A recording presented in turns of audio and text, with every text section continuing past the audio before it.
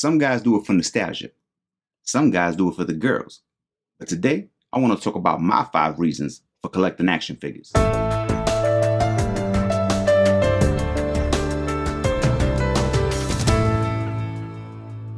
Starting off with number 5, nostalgia and childhood memories. I'll start with this topic because it's probably the most relatable and popular point that I'm going to bring up throughout the 5. As you can see, I added childhood memories into the topic because both of those things are not the same thing. At least not to me. Me getting a figure or a character that I really want brings out a lot of older memories in me, especially because I only gravitate towards the figures that I'm really interested in, the figures that I have history with. It makes me remember a time that doesn't really exist anymore, a time that only some of us can remember.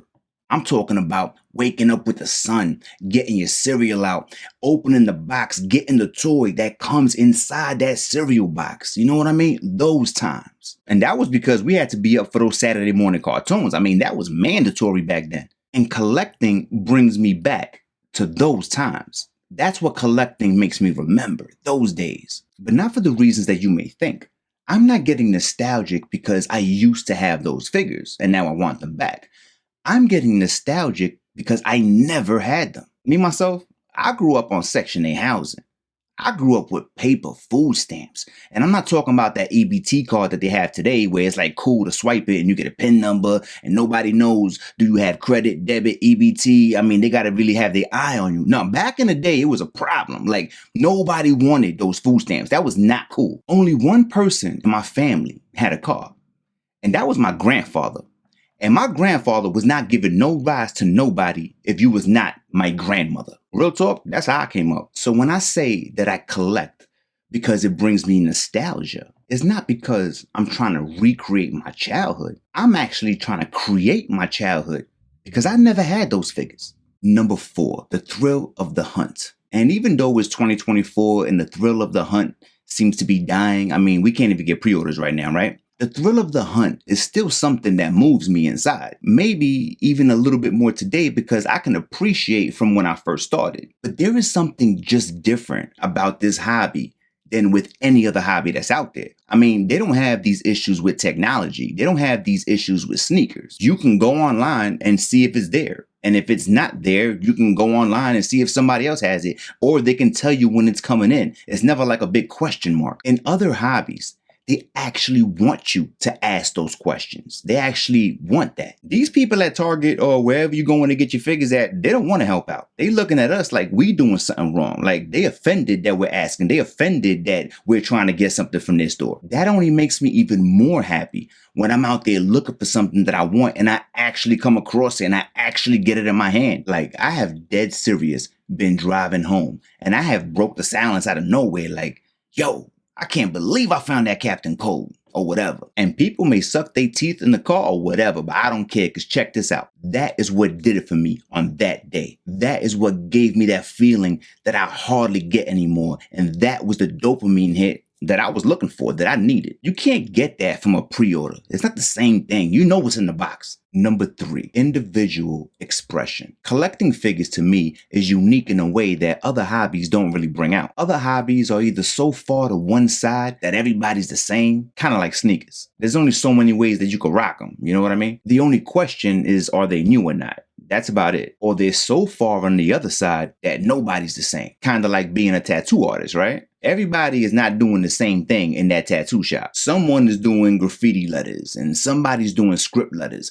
But if you want a portrait of your kid on your arm, then you're going to have to go see homie all the way on the other side because that's what he does. You know what I mean? They all artists and they all tattoo artists, but they all do different things. They all specialize in different things. They're the same, but they not. They all got the same job, but not really. Collecting figures to me is a combination of those two worlds. So if you want to be vanilla and just stand them up at attention, you can go ahead and do that. But you can also take the time to articulate your figures and really make them pop. You can invent your own story, your own Earth 616, or your own whatever, because that's a reflection of you. We can both have the same figure, but what's going to separate them is the expression. And that's what you bring to the table as a collector. And here we are with number 2. I can do it all by myself. So this is basically a male channel, and my subscriber base is anywhere between 35 and 55. That's who I'm resonating with right there. I'm 42 myself, and I'm currently on these dating apps right now. And I'm constantly asking these women questions like,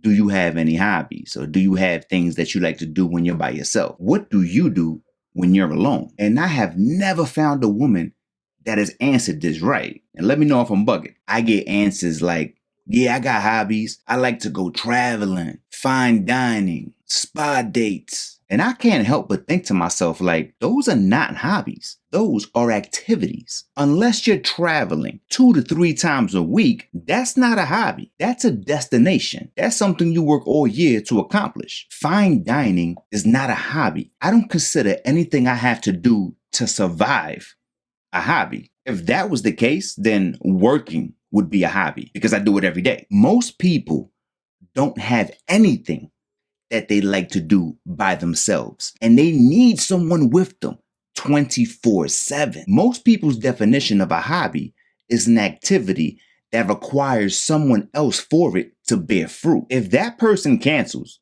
or doesn't show up, it's game over. Collecting figures, or collecting anything for that matter, is something that we do all by ourselves. We do that alone. We have to research these figures. We have to know the prices. We have to know the release dates. We know what's in stock and everything within a certain radius from my neighborhood. We go and hunt them down. We chase them. We order them all by ourselves. These are things that we do independently. Actually, having someone there throughout everything I just said would probably slow you down. I know it slowed me down. And let's just be real. Nobody really wants their baby moms looking over their shoulder when they're at self-checkout talking about, yo, how much you pay for that? We don't really want that. We kind of want to come home with it like, oh yeah, I got this on clearance. It's crazy, right? I don't feel like I want someone riding shotgun with me while I'm looking for stuff. Not even another collector, because at that point, you're just competition. What happens if we both want the same thing and there's only one? Now we got a problem. I should have left you home. Collecting anything can give you a sense of purpose, and it could take up your whole day if you had nothing else going on. And you can do that all by yourself. And here we are with number 1, escapism. I think it's safe to say that this room is special to me. And if you're watching this, you probably have a room just like this, or you're about to. To be honest, I do not come in this room every day. There's times when I'm busy and I may not come in here for 2 or 3 days, but I know this for sure. It doesn't make a difference if life is going good or bad. This room helps me to either elevate my happiness or erase my pain. And it's always been like that. It doesn't make a difference if everything around me is falling apart. This room is my safe space. Every single one of these figures has a story of how they got here. And I remember each and every one of them. Some of these figures were given to me by people who I no longer know anything about. Some of these figures make me remember things that I probably would have forgotten all about. This room also allows me to feel proud of everything I was able to accomplish throughout the past decade. Think about it for a second. This is all disposable income. If I was able to go out and put a whole bunch of plastic characters on the wall, that means my life is going great. My kids don't need for nothing. My refrigerator is full. And I'm doing things that somebody else probably wishes that they could do. This room helps me to feel grounded. It helps me to appreciate where I came from and where I'm at now. And I think that my 8-year-old self, who grew up in Section 8 housing and only had Saturday morning cereal because of food stamps, would definitely agree. Until next time. Peace.